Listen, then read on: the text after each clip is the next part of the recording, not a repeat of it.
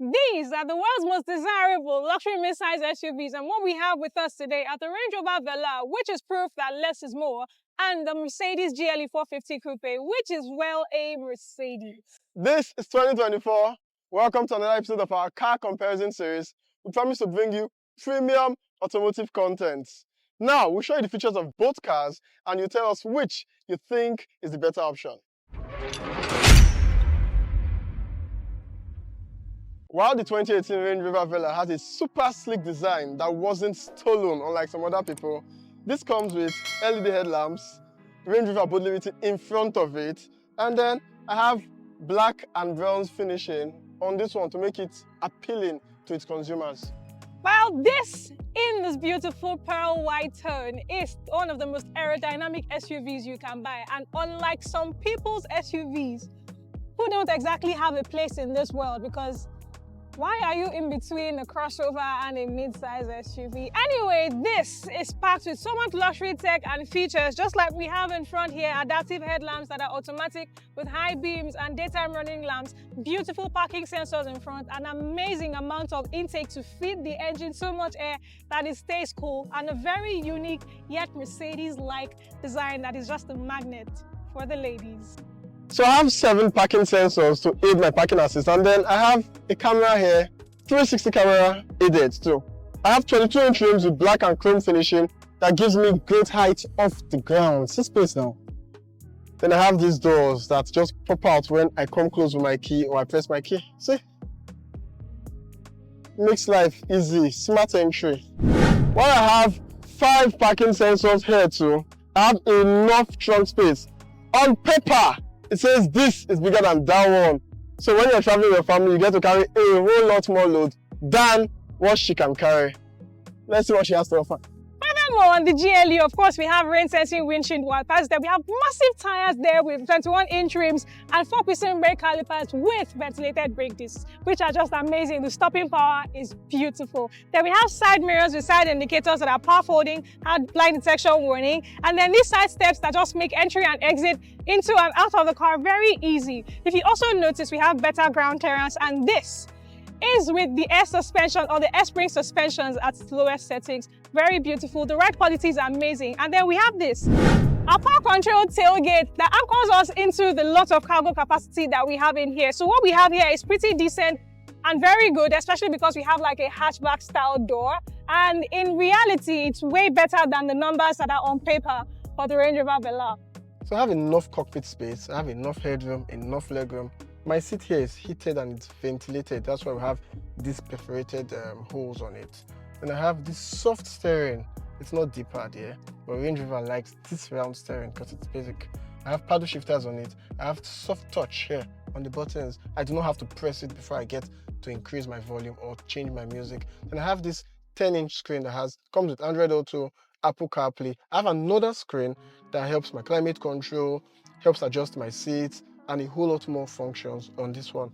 I have space here, enough space. I have cup holders. I have 2 USB holders that carry 12 volts. Range Rover pays attention to details. That's why we see the stitches are properly detailed. We have suede and leather finishing. The seats are perforated, so they are heated and ventilated too. I have enough headroom, enough legroom. I have 2 5-volt chargers here and then a 12-volt charger in case you need to do a plug-in. I have speakers here for my sound system, 2 cup holders, and an extra cup holder here. The cabin of the GLE Coupe is aesthetically pleasing to the eye, especially when it comes to two-tone or dual-tone. So we have a high-quality build finish here with gloss wood that is just amazing, and then full leather seats in mocha brown and black leather everywhere else that you have to touch with beautiful, neat stitching. So these seats, they are heated, they are power controlled, and they're very, very comfortable. In front here, you also get lots of room, you get lots of comfort, and you get easy-to-reach features that are just... This cabin is an understatement. When it comes to utility, this cabin has everything it is that you need. So we have a very spacious glove box here, which is pretty useful. And here we have a beautiful infotainment screen that utilizes the Mercedes command interface. That is just beautiful because you have so many functions embedded in there that are just so easy to reach. And here you have more functions or more buttons to control the infotainment system.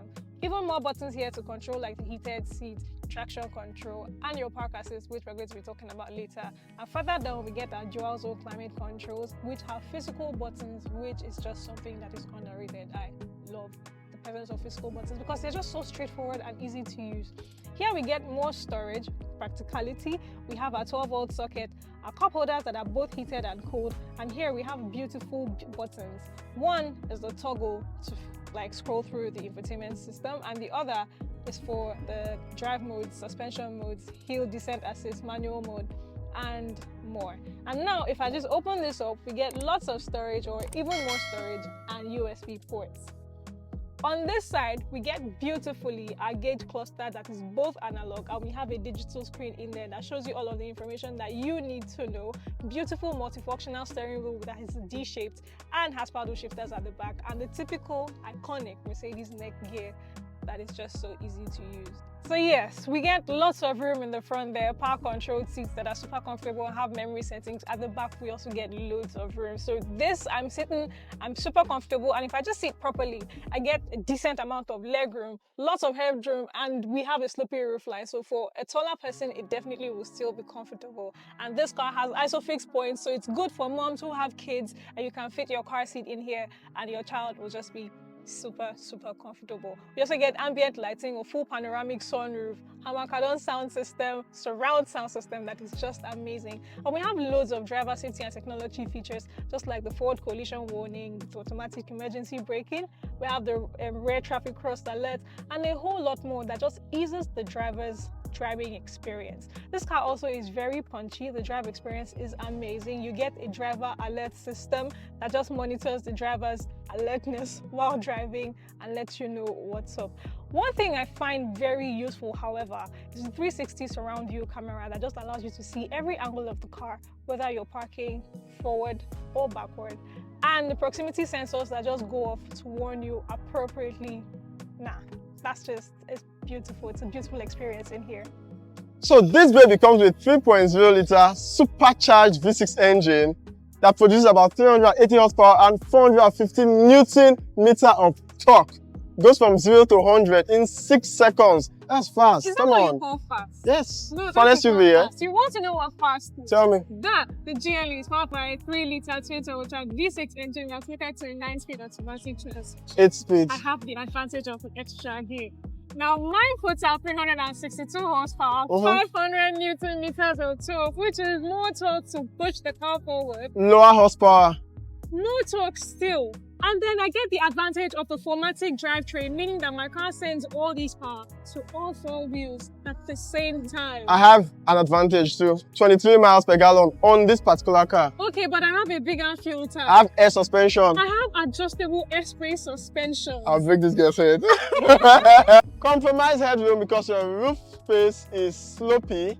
Same thing with the trunk space. Compromised also. Are you Goliath? Your fuel intake is too much. It is poor. Okay, well, but this is a car that is both a luxury car and has that hint of performance. So it gives you that punch and driving dynamics that are so fun. However, on the Range Rover here, your infotainment system, they were trying to do so much that they made it so cumbersome. And I don't understand the point of the shift knob. What happened to having a shift lever? Like, do not be sexy. It's sweet to roll. Sexy? It's sweet to roll. Okay, and then let's now talk about the fact that you get a firm ride. You get loads of road noise and feedback on a car that is supposed to be a luxury car, and a whole lot of body roll. Now, to put some icing on the cake, it's a Range Rover. Have you ever seen a luxury car so lazy it refuses to move? It's luxury. It's not supposed to be speeding anyhow. It's not... There's a difference between a car who is supposed to be speeding and a car who actually moves. This is so lazy, it's like it's refusing to move. It rolls. Built for safety. You're going to get to your destination in 3 days. In my own opinion, this is the finest Range Rover car. That's one. 2, you get a whole lot of cargo space in this particular car. While on my part, the GLE offers you better handling, great amounts of features that are really useful, good acceleration, good braking system, and great stability. However, I'll say this, The more money you put into both cars, the more features you get. And they both are very aerodynamic. But I want you to let us know in the comments which of these two luxury mid-size SUVs. There's no argument. The Velar. Yours doesn't even have a place in this world. Would have a problem. Which is the better one in your opinion? Let us know in the comments. And if you haven't yet, please do want to subscribe to either of our YouTube channels. I'll be leaving the links in the description box below. Like, share, and we'll be seeing you in the very next one.